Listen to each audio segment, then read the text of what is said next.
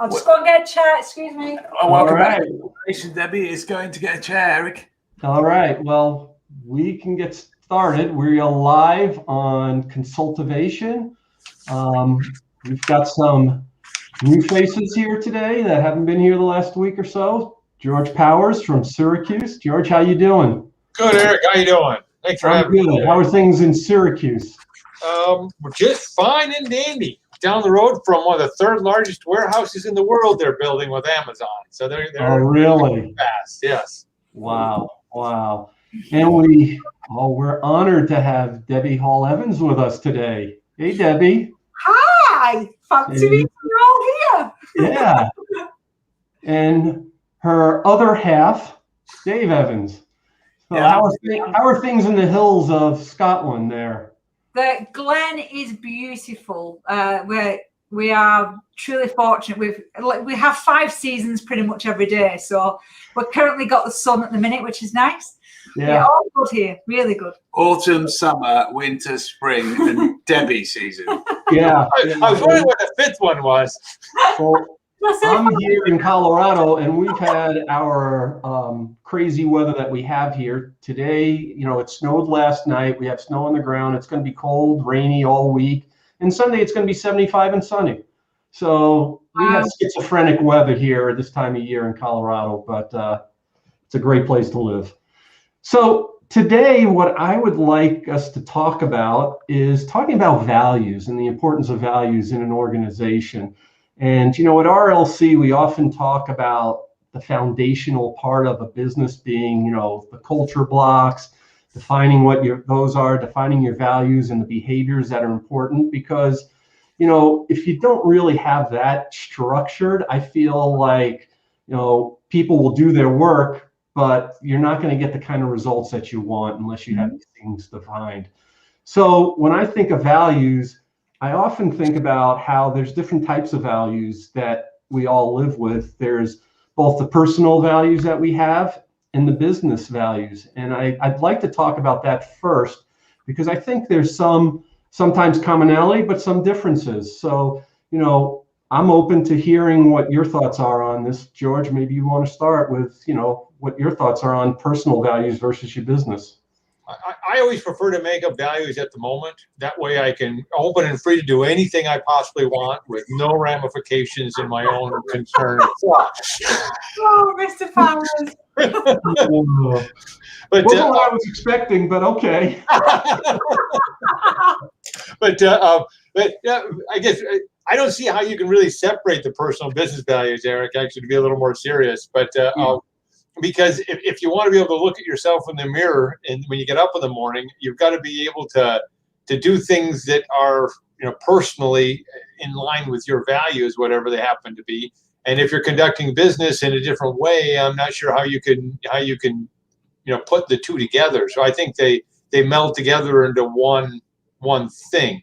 Yeah. You may do things differently, personal and business, but at the same time, I think they're two sides of the same coin. Yeah, that's just my thought. Sure. Oh, we have Kevin trying to join us here. Oh, we got someone else coming. Kevin Turnbull, are you there? I am here. Hello, Mr. Turnbull.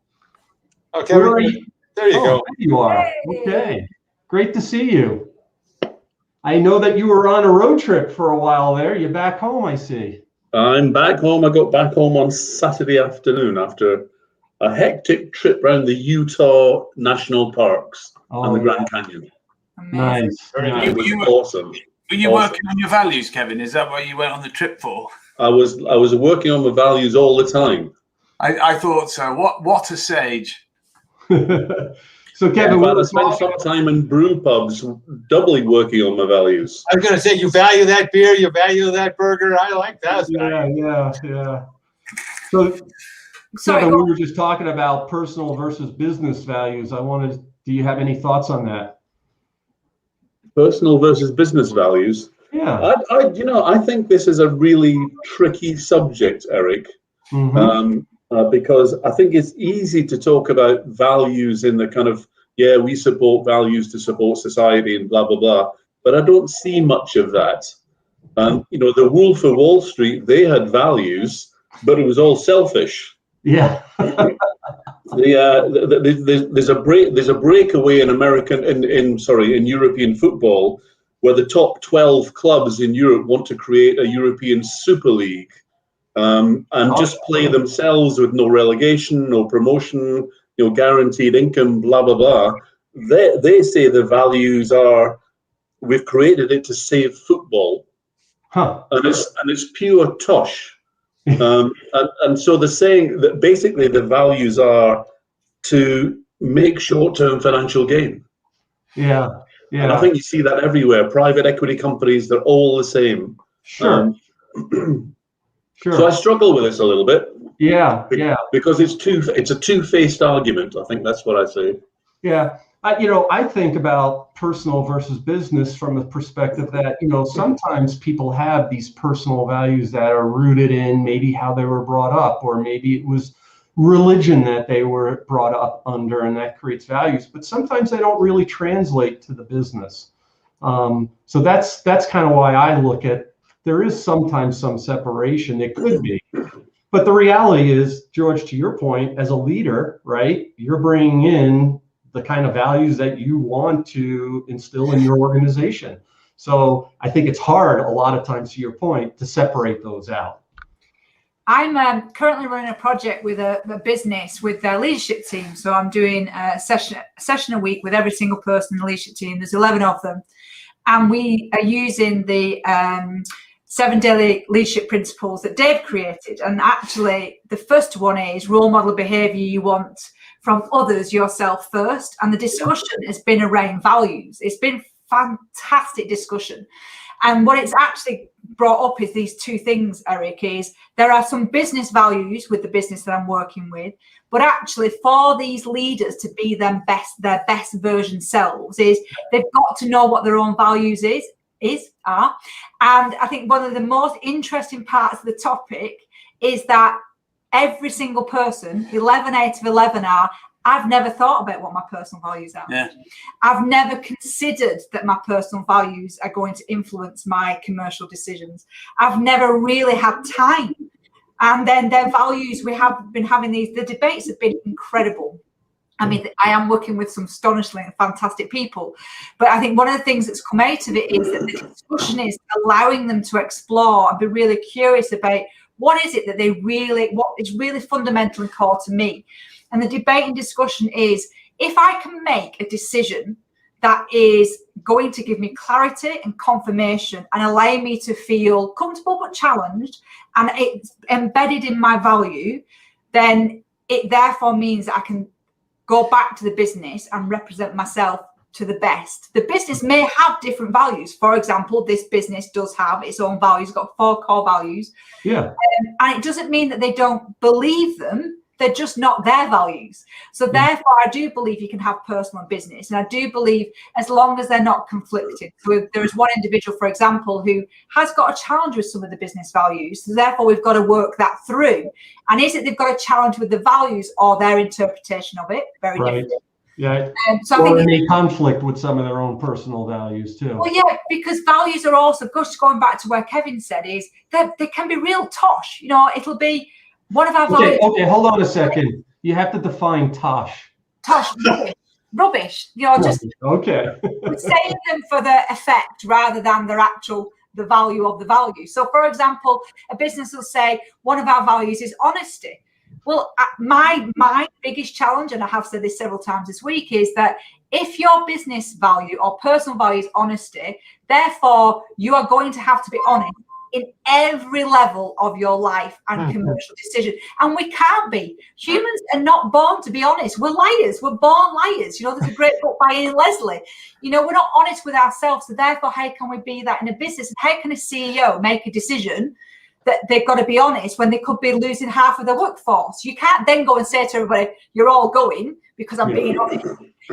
I do think it's such a layered and complex conversation. It's very healthy, but I just don't think, like Kevin has said, we don't have these real conversations about values. We don't challenge them and question them and then understand why they exist, what they are and what they're not, how we should use them, and then what if we use them for business decisions? Well, and I think you brought up a great point early on in what you were saying about the leadership principles, and that number one, I think people, it's one thing to define them and identify them, but then it's living them, really demonstrating them.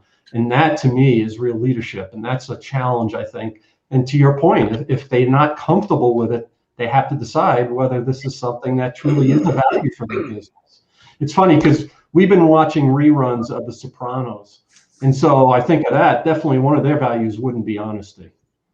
But it doesn't, so that's the difference though, isn't it? I think this is the context we've got to be really cautious of.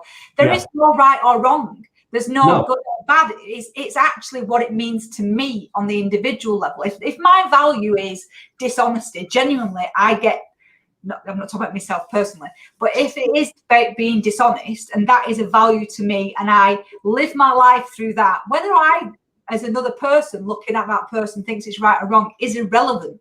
It is about the individual interpretation. Yeah, I agree.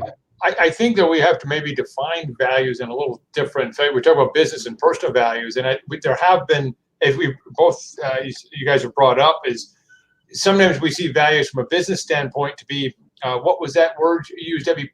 Tosh, with T, tosh. And we see that every day in dealing with businesses. I always get a kick out of, our customers are our most important asset, and then you wait for an hour on the telephone on hold. Well, apparently I'm not very important, and you don't value me because you just made me wait an hour. I was listening to something not too long ago. They talk about diversity officers in big corporations. It's a big thing to put on a diversity officer. Well, they've now looked at these companies with diversity officers and found out they are the least diverse companies out of all of them. They just are simply putting there because they think that's what people want to see. It's not a value. They don't value it at all. No. Debbie, you wrote an article a while back on, I think it was on diversity, on how you embrace diversity. Basically, my summarization of you said it much better, is quit blowing smoke up our skirts and just do it. Yeah. Kills. They're killed. And I think that's when we talk about values, companies make values that are just that nobody believes in. No, I don't think the individuals believe in it. And I think, I guess when I was speaking values in individuals, I was thinking on a smaller basis, but obviously that's very limited. But I also do think it's very difficult if you as an individual have different values than where you're commercially working. You're going to have huge conflicts, and you're not going to be content or happy or productive there. So there's some saying that they can be different. I don't think that you can be in harmony with yourself and have different values than the company you're working at. Yeah. I agree, and I do. And I think it's very difficult to make decisions on your values, but it's so blooming important. It's very we've made a decision ourselves as a business that we will not work with a certain client because it is a complete clash of our values. Yep. Now that's, we are ultimately saying we don't want that money, and that's difficult for us because we've now got to actively go and build relationships for this, the act of creating business. But we have to live, and particularly as you know us very well. So as a business, real leadership coaching, that real part that's core value to us. One, that we're real as individuals, David's real, and that everything we do, we can actively say, we do this is how we do it, why we do it, what we do. And I think it's just really important. And it's hard. This is not easy. Living to your values is flipping difficult. It is, yeah. I actually, something George said earlier struck a chord with me, because the first thing I wrote down when I was thinking about this is, well, define values. Mm-hmm. And that got me into a swampy area of, oh God, I don't know how to do this. Yeah. And I think the business and personal one is a good way of looking at it, but also I think internal and external is a good way of looking at it. And I think most companies run by internal values, which is a shame, really, because it's the external values, saving the planet, whatever, being good, which are probably more powerful. And I don't know if you remember that, touching on something that Debbie said, that film that Jim Carrey had called The Yes Man, Yeah. where he wouldn't tell a lie. Yeah. And we're forced into these compromising situations by having to tell half truths or half lies all the time. For example, I will say to Dave that, Dave, you look great in that baseball hat, and I've always appreciated that look. Now, clearly, if I was Jim Carrey, I'd be saying something different. Yeah. There you go, Kev. Is that better? All right, Dave. That's good. It matches now. Dave, you've been very quiet, so I'm going to give you a chance to rebuke that. I think Kevin's absolutely right. I love the way he merged two different films, Liar Liar and Yes Man, as a metaphoric point. Kevin, that was very clever. There you go. Intact from your road trip. Now, I think we've got to reflect back three things. George saying jokingly at the start, "I choose values based on my situation," right, is funny. But it also houses the answer, which is the opposite, right? Is the fix to that situation?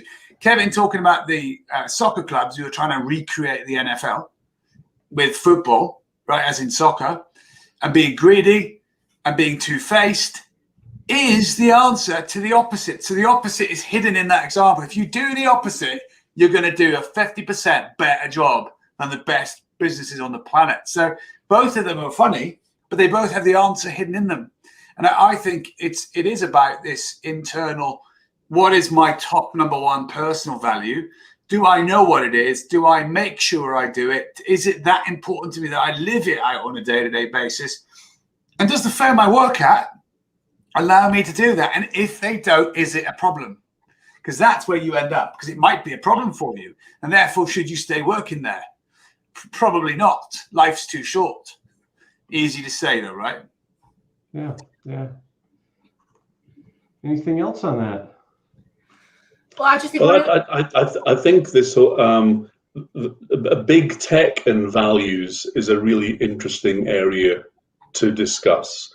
Amazon warehouses and being unionized or not, and the working conditions, even though they profess to have, $15 an hour at a living wage. There's a dichotomy there. They're not living up to external values, and the whole idea of big tech taking out competition by either buying them or killing them, that doesn't say anything about societal values. That just talks about an internal value of we want to be the biggest and the best. Yeah. Which is a competitive value, which isn't really a value. Yeah. Yeah. Well, I do think, for me, it's just a learning as I'm going through as well, because I believe that being a good coach, you've got to continuously learn. But I do think it has to be defined by the individual. And if the individual comes to work, they need to know their own values first. Yeah. And if you stimulate that as a boss or a leader or a business owner, I think it's a really healthy conversation. I've been fortunate. I'm doing a project with 12 people, and I'm being given the ability to have these discussions and watching people come to life. And I've had 2 sessions today, and each one of them has just said, I have never felt so alive thinking about who I am in the workplace and the benefit it gives to work. That's a great point, because what it is that we get so caught up in our day-to-day, right? We don't take the time to really sit down and evaluate and think about, what are my values, or what should the values for this business be? Mm-hmm. And I think that's what I'm trying to encourage people here is you need to take that time. It's worth the effort, right? It's worth the effort, not only for you, but for the rest of your organization, because I think people want to hear that. And what you just said about how people have reacted to doing this work, it's rewarding, it's exciting, it gives them some direction. I remember. Yeah, absolutely. And Debbie, when you said this leadership team that you're talking to, none of them have really worked out the values. That to me is very similar to when we do coaching on a one-to-one basis, when we talk about your purpose or your why factor. Yeah. It's the same sort of, I've not really considered that very much.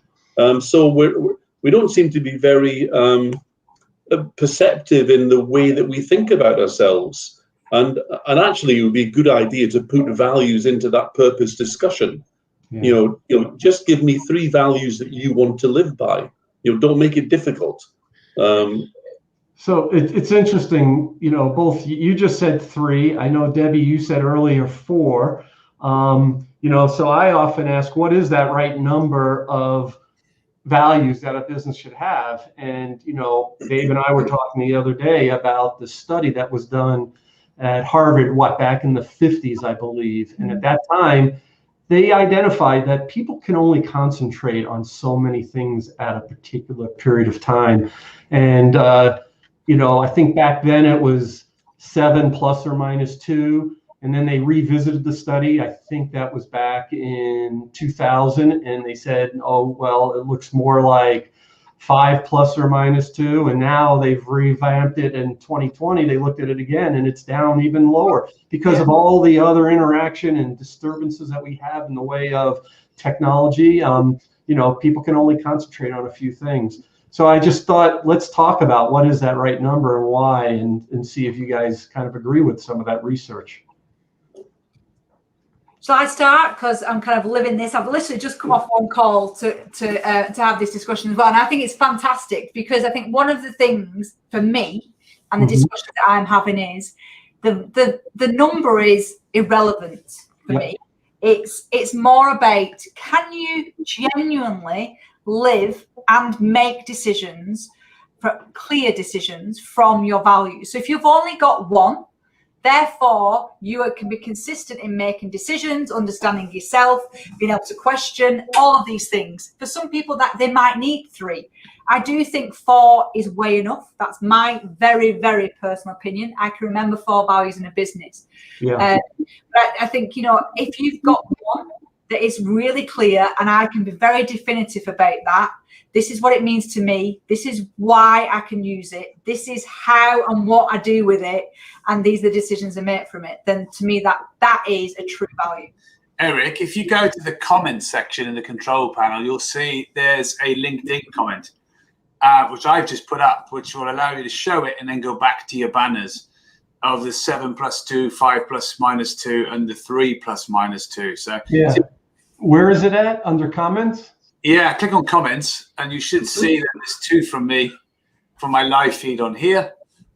There you go. Look at that. There he is, looking very serene with his hands clasped. Wow. You can almost become an accountant now, Dave. Yeah, who is that in that picture? It's my stunt double, George. Okay. We call that PB, pre-baseball cap. That's correct. Baseball cap. I mean, look at the picture. I've still got fluff on my head. Yeah, a little bit. but I valued having some. Debbie, I think though you are absolutely right, and I think there is a sweet number of 4, personally. I think it's a very personal number. I once went into a client and they had all over their office these beautiful plexiglass mountings with values, behaviors, vision. But when I would talk to someone in the organization and say, so what are the values? No one could repeat them. No one could remember them. And that's why I think the number is important, because, I can remember 4 easily. If I had 11 or 9 of them, I'm going to have a hard time remembering them. And I agree with that. Yeah, totally. Yeah. I think, and then if there's just one, it's like, well, how important is this if, that's your only value, right? I also believe that there are certain things that are just givens. So like when I'm working as an accountant, I think there's just givens that when clients come to work with you, they're going to expect you. You talked about honesty. It's like, I think they expect you to be an honest person. I mean, we're licensed, we're as a CPA. There's certain things we have a code of ethics that we have to follow. So being ethical, I think that's a given. That's a kind of value that, it's just, I wouldn't put that as one of my 4 because it's just expected. Well, and I think that's a great example, Eric, and a thought, because and also values are sometimes very, very hard to define. As Debbie said early on, everybody wants to be honest. Well, honesty to a fault is not a good value, because you could really be injuring people by being honest. Like Eric, I said earlier that, hey, liar, liar. Well, geez, yeah, they said some awful things. that were 100% honest, and that was not necessarily yeah. a good thing. And it was a good example of how too much of a good thing is not necessarily what you want. Yeah. And I think, going through RLC and some of the things they did with values was how to define what a value is, what it is, and what it is not. That's a great lead-in, George. Yeah, I do think that what does it mean at the situation? And Eric, you said, honesty is part of our business. Well, a whole lot of our business is working in gray area of the tax law. What does this mean? Well, and there's sometimes we do something that is 100% by the law, but you feel dirty doing it. I had a client that was doing great. His last year was doing great, made lots of money, but he qualified for a pretty big PPP loan. Well, he qualified, everything was good, everything, but you kind of feel, geez, I kind of don't feel right doing it, but it's 100% legal, ethical. There's nothing wrong with it. It just kind of feels, and sometimes there goes to a point, sometimes you say you won't do it. Yeah. But a whole lot of what we do in business life sometimes is living in the gray. And there's a whole lot of gray in life. And, so we do have to sometimes go back and say, what is that in this situation? What is the most important thing I'm trying to accomplish in this particular situation? Yeah. No, that's good. And, sorry. Go ahead. No, I was just going to say what's been fascinating for me is exploring this even more. So it's one I've used in many different coaching scenarios, but I do think that it is very personal, but it's not emotional. And I think that's the difference for me about values. Values are factual. And actually I don't know whether this is contradicting what you're saying, George, but I think for me, it's very definitive. So if I'm saying one of my values, and we'll go back to the honesty one as an example, is I cannot say that as a value because I know, one, I'm not honest with myself. I know that because my own inner self-talk at times is not honest. But I also know that sometimes we don't say exactly what you just said. We don't say something because we know actually being truly honest is kind of upsetting for some people.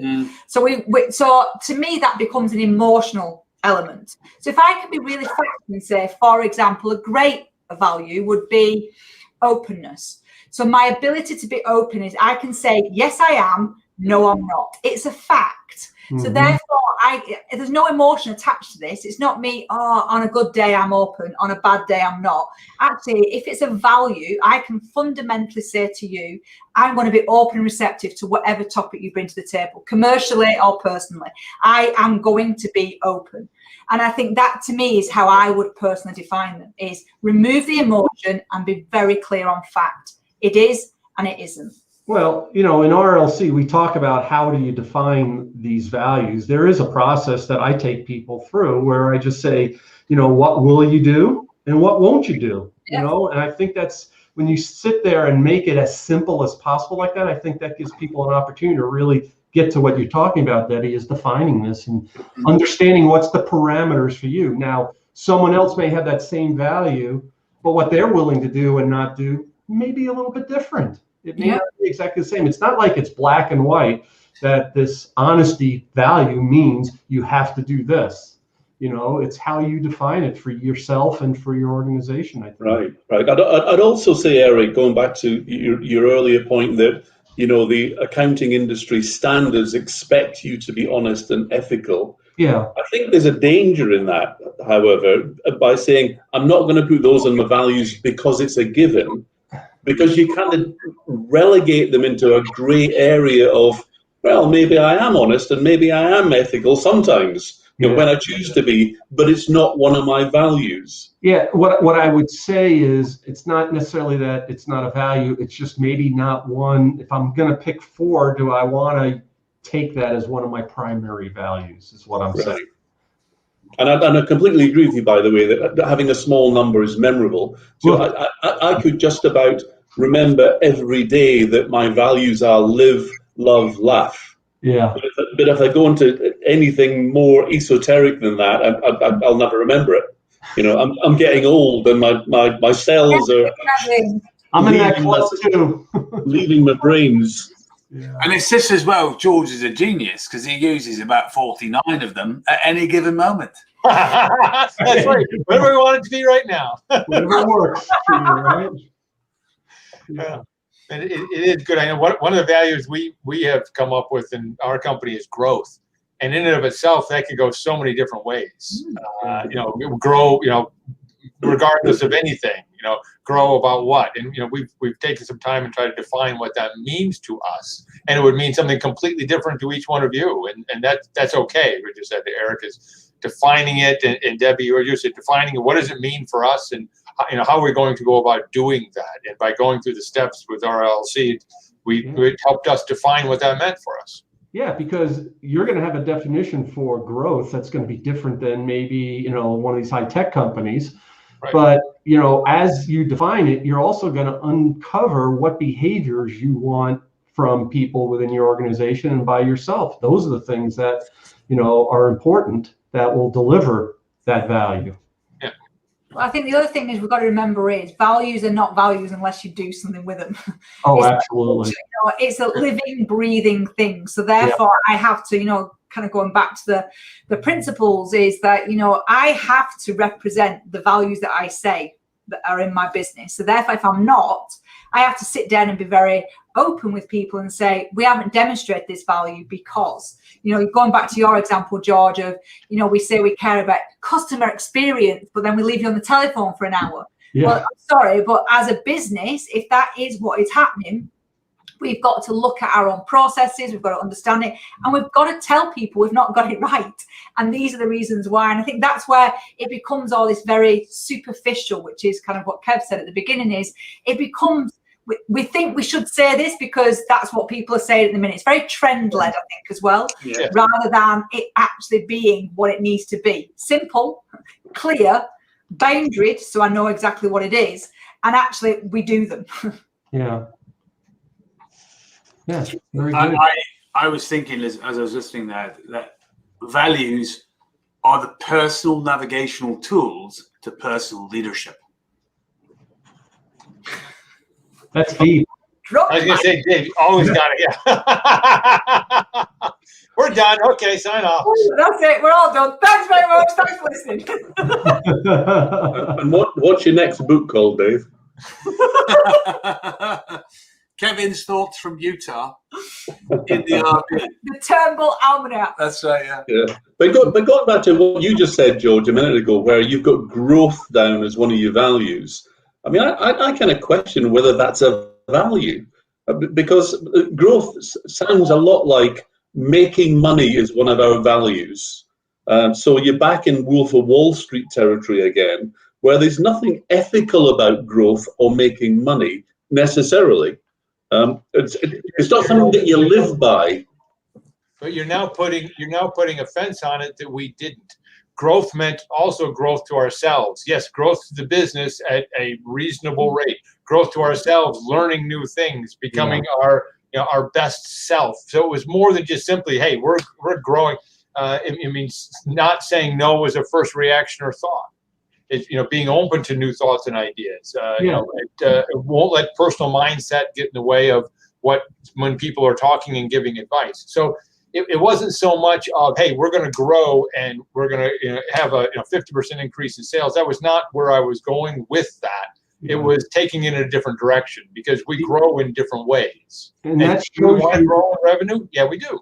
We all want to make more money, but it also has to be at a reasonable rate and a reasonable pace and in a reasonable direction. So those are part of what we did by defining growth. It was more than just simply we're going to grow sales.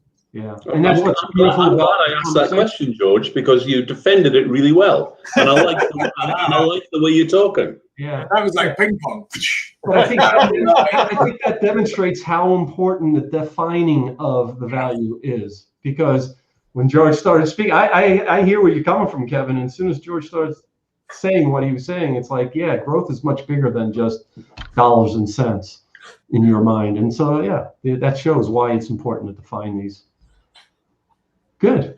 Anything else anyone wants to add about values? And no, I just think we should talk about it more. I do. I really think we should. I think it should be a healthy, uncomfortable debate where businesses, I've got a really exciting conversation with the board tomorrow with one of the companies I'm working with. And part of that is about their values and that their values do not represent whom they are. So I'm looking forward to that one. But it's funny you say that, Debbie, because, you know, we talk a lot. I've talked with my clients about, you know, how do you make culture something that you visit on a regular basis? It shouldn't be something that you develop it and you put it up on the wall and, okay, hopefully everyone follows that. It has to be part of the fabric of the company, and it's always being talked about. And I think culture, along with values, that have to include that in that conversation. And to your point, how are we doing good on this, and where are we missing the mark? You know, to your example, a company like that says, "Hey, our customers are most important," and they hold you on hold for an hour, George. You know, hopefully internally they're having those discussions, saying, "Hey, if this is one of our values, what can we do?" You know, that's the conversation. It's not that you define and come up with what your values are, and day one it's perfect. That's not reality, right? It's not. It's something you have to work on all the time, like everything else we talk about on Consultervation, right? It's not a one-time and forget about it. Yeah. Awesome. Yeah. Thanks for letting me join you, by the way. It's been good fun. Yes. Very good. All right. Well, this has been Consultervation, and thank you everyone for your participation. Thank you for having us. Yeah, and we'll be back next week. See you later.